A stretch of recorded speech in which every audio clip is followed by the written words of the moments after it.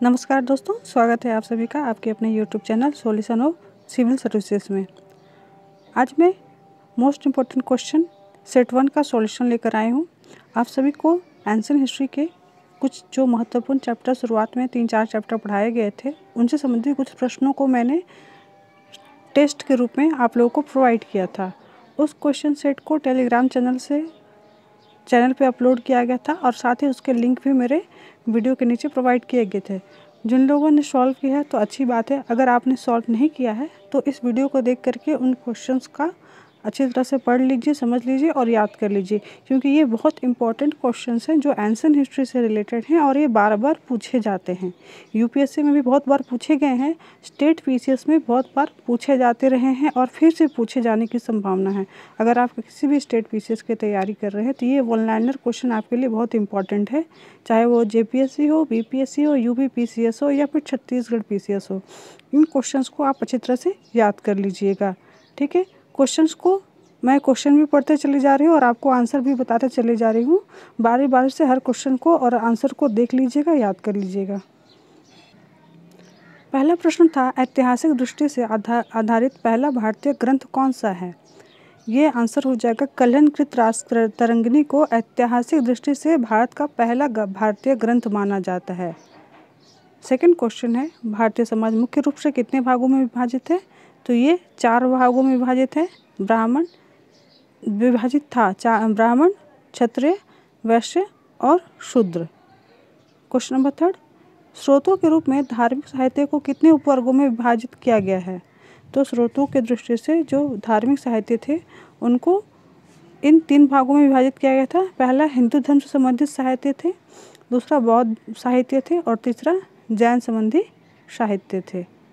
Question number 4 है, सबसे प्राचीन वेद कौन सा है?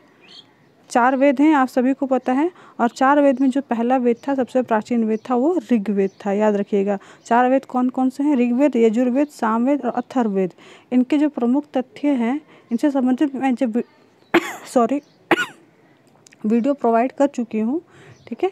आपने अगर वीडियो नहीं देखा तो उन वीडियो को ज़रूर देख लीजिएगा। उसमें इंपॉर्टेंट फैक्ट्स भी बताए गए हैं और उसको डिटेल्स भी पढ़ाया गया है, ठीक है। क्वेश्चन नंबर 5 देख लीजिए, पुराणों की संख्या कितनी बताई गई है? टोटल 18 है पुराणों की संख्या। ऋग्वेद के पश्चात किन ग्रंथों की रचना हुई थी? तो ऋग्वेद के बाद सामवेद, यजुर्वेद, अथर्ववेद और ब्राह्मण, आरण्यक, उपनिषद। ऋग्वेद के बाद साथ में ये 3 वेद होंगे, कुल मिलाकर ये 4 वेद बनते हैं। यहाँ पर आपका ऋग्वेद आ जाता है सबसे पहले, ठीक है, और उसके बाद आपका ऋग्वेद, यजुर्वेद, सामवेद, अथर्ववेद, ये 4 वेद हो गए और बाकी ये 3 हो गए आपका ब्राह्मण, आरण्यक और उपनिषद।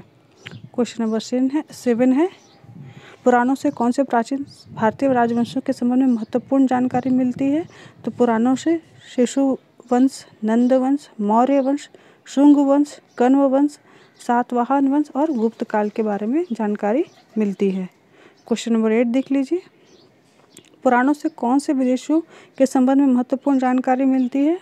तो पुराणों से हमें शक, यवन और हुनों के बारे में महत्वपूर्ण जानकारी मिलती है। क्वेश्चन नंबर 9, बौद्धों के प्राचीन धार्मिक ग्रंथ पीटक कौन कौन से हैं? 3 पीटक होते हैं, जिसमें आपके आते हैं सुत्त पीटक, विनय पीटक और अभिधम्म पीटक, ठीक है। क्वेश्चन नंबर 10, पीटकों की रचना कहाँ और किस भाषा में हुई? तो ये जो तीनों पीटक थे, त्रिपीटक थे, इनकी रचना श्रीलंका में हुई थी और ये पाली भाषा में है, ठीक है। दक्षिण बौद्ध मत के ग्रंथ कौन कौन से हैं? दक्षिण बौद्ध मत के ग्रंथ जो हो जाएंगे वो महावंश और दीपवंश। दोस्तों, आप देख रहे हैं बौद्ध धर्म से संबंधित प्रश्न है। बौद्ध धर्म से जो प्रश्न होते हैं, शायद ही किसी स्टेट पीसीएस में कोई एक क्वेश्चन है ऐसा आता है जो कि आपको बौद्ध धर्म का जरूर रहता है, और शायद ही कभी ऐसा होता है कि ये प्रश्न नहीं आते। तो बौद्ध धर्म और जैन धर्म से एंशिएंट हिस्ट्री रिलेटेड जो क्वेश्चन होते हैं उनमें आपको इन दोनों से एक प्रश्न तो निर्धारित रहता है। एटलीस्ट बीपीएससी में तो आप देख लीजिएगा एक प्रश्न एकदम कंपलसरी रूप से पूछा जाता है, जेपीएससी में भी एक प्रश्न कंपलसरी रूप से पूछा जाता है, यूपी पीसीएस देख लीजिए, मतलब कोई भी स्टेट पीसीएस है उसमें बौद्ध धर्म और जैन धर्म से एक प्रश्न एकदम है कि फिक्स रहेगा। तो तो आप एक प्रश्न इसको इसी रूप में तैयारी कर सकते हैं कि बौद्ध धर्म और जैन धर्म के बारे में अच्छी तरह से पढ़ जाइए, ताकि आपको कोई भी प्रश्न कहीं से भी पूछा जाए तो आपको छूटेगा नहीं। वीडियो दोनों का आपको ऑलरेडी प्लेलिस्ट में डाला हुआ है, ठीक है, देख लीजिएगा एंशिएंट हिस्ट्री में। आगे, बुद्ध चरित की रचना किस रचनाकार द्वारा और किसके शासनकाल में हुई थी? तो बुद्ध चरित की रचना कनिष्क के शासनकाल में अशोक घोष द्वारा हुई थी। नेक्स्ट क्वेश्चन, जैन धर्म के सूत्र ग्रंथ कौन से हैं? तो ये हैं कल्प सूत्र, भगवती सूत्र और आचरांग सूत्र, ठीक है, 3 सूत्र हैं, कल्प सूत्र, भगवती सूत्र और आचरांग सूत्र। 14 नंबर देखिए, जैन ग्रंथों में ऐतिहासिक दृष्टि से सर्वाधिक महत्वपूर्ण ग्रंथ कौन सा है? तो ये हो जाएगा आंसर हेमचंद्र रचित परिशिष्ट पर्व आपका जैन धर्म ग्रंथों में ऐतिहासिक दृष्टि से सर्वाधिक महत्वपूर्ण ग्रंथ है।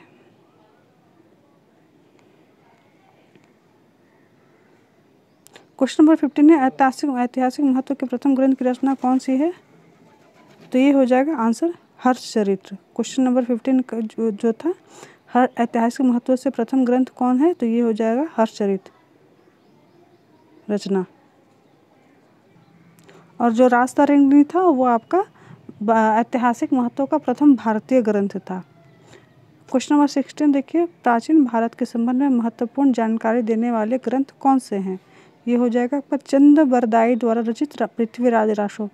दोस्तों, कुछ पुस्तक ऐसे हैं जिनके बारे में और उनके इतिहासकार, उनके रचनाकार के बारे में प्रश्न अक्सर पूछे जाते रहे हैं, स्टेट पीसीएस हो या यूपीएससी में। तो कुछ जो प्राचीन ग्रंथ हैं उनका जो रचना का वर्ष हुआ था, किस वंश के काल में उनकी रचना हुई थी और उसके रचनाकार कौन थे, ये सब जरूर याद कर लीजिएगा, ठीक है। जैसे राजतरंगिणी होगी, पृथ्वीराज रासो हो गई, ठीक है। आगे देखिए, ऐतिहासिक ग्रंथों में महत्वपूर्ण राजतरंगिणी की रचना किसने की थी? तो ये आपको 12वीं शताब्दी में कश्मीर के प्रसिद्ध विद्वान थे कल्हण, उनके द्वारा राजतरंगिणी की रचना हुई थी। यही प्रश्न आपको, इसी से संबंधित प्रश्न था आपका पहला। नेक्स्ट क्वेश्चन देखिए 18, सौराष्ट्र क्षेत्र गुजरात में रचित महत्वपूर्ण ऐतिहासिक ग्रंथ कौन कौन सा है? पहला हो गया आपका रसमला, फिर है कीर्ति कौमुदी, प्रबंध चिंतामणि, मेरुतुंग, प्रबंध कोश, राजशेखर आदि। ये सौराष्ट्र क्षेत्र अर्थात गुजरात में रचित महत्वपूर्ण ऐतिहासिक ग्रंथ हैं, रसमला, कीर्ति कौमुदी, प्रबंध चिंतामणि और प्रबंध कोश। नेक्स्ट क्वेश्चन देखिएगा, संस्कृत के प्रथम नाटककार भास की रचनाओं स्वप्नवास दत्ता व प्रतिज्ञा योगंधरायण से किसकी जानकारी प्राप्त होती है? तो संस्कृत के प्रथम नाटककार भास व उसकी समकालीन परिस्थितियों की जानकारी प्राप्त होती है। क्वेश्चन नंबर 20 देखिए, मौर्य काल की आरंभ अवस्था के संबंध में कौन सी रचना जानकारी प्रदान करती है? तो ये हो जाएगा आंसर विशाख दत्त द्वारा रचित मुद्रा राक्षस। मौर्य काल की आरंभ अवस्था के संबंध में विशाख दत्त द्वारा रचित मुद्रा राक्षस से जानकारी प्राप्त होती है। क्वेश्चन नंबर 21 देखिए, कालिदास ने अभिज्ञान शकुंतला में किसकी जानकारी दी है? तो यह कालिदास ने अभिज्ञान शकुंतला में गुप्तकालीन परिस्थितियों की जानकारी दी है। क्वेश्चन नंबर 22, मौर्य के उत्तराधिकारी श्रृंगु के बारे में कौन सा नाटक जानकारी देता है? तो ये कालिदास द्वारा रचित मालविकाग्निमित्रम से मौर्यों के उत्तराधिकारी श्रृंगु के बारे में जानकारी मिलती है। और ये जो कालिदास द्वारा रचित मालविकाग्निमित्र है, ये एक प्रकार का नाटक है। क्वेश्चन नंबर 23, मौर्य की प्रशासनिक व्यवस्था के बारे में कौन सा ग्रंथ महत्वपूर्ण जानकारी देता है? तो ये आपको कौटिल्य द्वारा रचित अर्थशास्त्र है। कौटिल्य को चाणक्य के नाम से भी जाना जाता है। अभिलेखों की दृष्टि से किस शासक का काल महत्वपूर्ण रहा है, सर्वाधिक महत्वपूर्ण? तो ये मौर्य सम्राट अशोक का काल सर्वाधिक महत्वपूर्ण माना जाता है। भारतीय इतिहास के निर्माण में किन अभिलेखों से जानकारी मिलती है?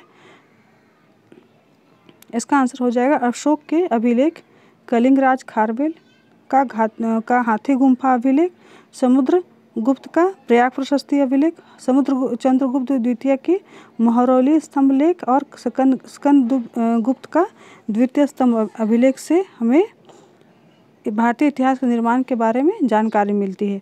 दोस्तों, ये जो आप देख रहे हैं, ये आपको अक्सर, ये बहुत इंपॉर्टेंट है, इसको रट जाइएगा, क्योंकि ये अक्सर ये मैच करने देता है। जैसे अशोक का जो अभिलेख है, अशोक डैश एक साइड में आपको ये जो शासक है उनके नाम दिए हुए रहेंगे, ठीक है, एक साइड में नाम दिए रहेंगे और सेकंड साइड में आपको मैच करने दे दिया जाता है। और बहुत इंपॉर्टेंट है, ये अक्सर आता है आपको स्टेट पीसीएस में, इनको अच्छी तरह से याद कर लीजिएगा।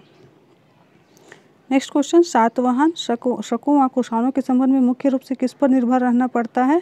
तो सातवाहनों और शकों और कुषाणों के बारे में सिक्कों से जानकारी मिलती है। गुप्त काल के अधिकांश सिक्कों पर विष्णु एवं गरुड़ के चित्र होने से क्या प्रतीत होता है? ये सिंपल है, लॉजिकल बात है कि अगर सिक्कों पर विष्णु एवं गरुड़ के चित्र अंकित थे तो इसका मतलब ये है कि गुप्त शासक जो थे ये विष्णु के उपासक थे। नेक्स्ट देखिए, विदेशों से प्राप्त कौन से स्मारक भारत के प्राचीन इतिहास को समझने में सहायक हुए हैं?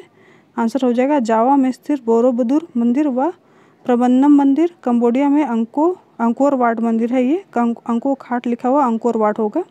बोर्नियो में मुकरकमन में मिली विष्णु की प्रसिद्ध स्वर्ण मूर्ति और मलाया में शिव, पार्वती और गणेश की मूर्तियाँ।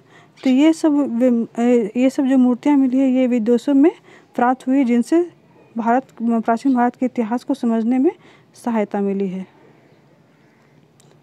नेक्स्ट क्वेश्चन देख लीजिए, प्राचीन भारत के इतिहास को व्यवस्थित रूप प्रदान करने में किन किन विदेशी विवरणों का महत्वपूर्ण योगदान रहा है? आंसर हो जाएगा यूनानी विवरण, चीनी विवरण और तिब्बती विवरण। इनसे प्राचीन भारत के इतिहास को व्यवस्थित रूप से जानने में सहायता मिलती है। कौन से यूनानी विवरण भारतीय इतिहास के संबंध में विशेष तौर पर महत्वपूर्ण है?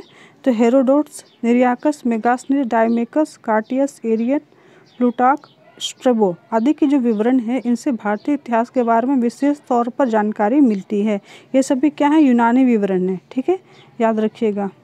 यूनानी विवरण, चीनी विवरण, तिब्बती विवरण और इनकी रचनाएं एवं रचनाकार, इनका नाम अक्सर पूछा जाता है, ये बहुत महत्वपूर्ण हो जाता है। आगे देखिए, मेगास्थनीज की किस रचना से चंद्रगुप्त मौर्य के राज्य के बारे में जानकारी मिलती है? तो ये आपका चंद्रगुप्त की रचना है इंडिका, ठीक है सॉरी, मेगास्थनीज की रचना है इंडिका, जो चंद्रगुप्त मौर्य के बारे में बताती है और ये चंद्रगुप्त मौर्य की प्रशासन व्यवस्था, उसकी राज्य व्यवस्था के बारे में बताता है। चीनी यात्री फायन किस शासक के समय भारत आया था? ये चंद्रगुप्त द्वितीय के शासन के समय में भारत आया था। मुख्य तिब्बती विवरण कौन कौन से हैं? ये कंग्यूर व तंग्यूर हैं, अक्सर ये पूछा जाता है। इन दोनों का ऑप्शन दे दिया गया है क्वेश्चन में। पहले बहुत सारे स्टेट पीसेस में कंग्यूर एवं तंग्यूर से आप क्या समझते हैं या ये क्या हैं? तो ये एक्चुअली में ये तिब्बती विवरण है। तो इस सेट में जो पहला सेट था इसमें ये करीब 30 क्वेश्चन दिए गए थे, कुछ क्वेश्चन को मैंने इसमें ऐड कर दिया है। तो ये 33 क्वेश्चन है, बहुत मोस्ट इंपॉर्टेंट क्वेश्चन है। अगर इन क्वेश्चन को आप अगर एंशिएंट हिस्ट्री के जो पोर्शन में देखेंगे, स्टेट पीसेस के क्वेश्चन में एंशिएंट हिस्ट्री का अगर पोर्शन देखते हैं तो इसमें से कुछ प्रश्न आपको एकदम मिल ही जाएंगे। ये क्वेश्चन है फिक्स है कि कभी किसी पे स्टेट पीसेस में पूछा जाता है तो कभी किसी दूसरे स्टेट पीसेस में पूछा जाता है, लेकिन ये प्रश्न आपको बार बार रिपीट होकर के किसी न किसी स्टेट पीसेस में आते रहते हैं, ठीक है। इसके अलावा और भी मैं आपको कुछ प्रश्नों का सेट बना करके दे दिया करूँगी।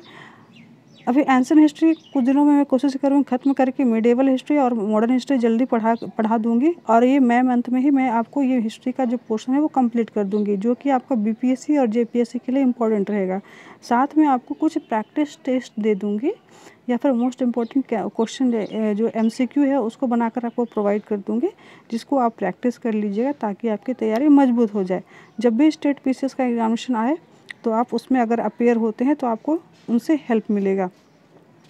वीडियो देखने के लिए बहुत बहुत धन्यवाद, और जल्द से जल्द आपको अभी यूपीपीसीएस का जो है वो वैकेंसी आ चुका है, जल्द ही आपको 6ठी बीपीएससी और 7वीं जेपीएससी का अनाउंसमेंट होने वाला है, तो अपनी तैयारियों में लगे रहें। Thank you.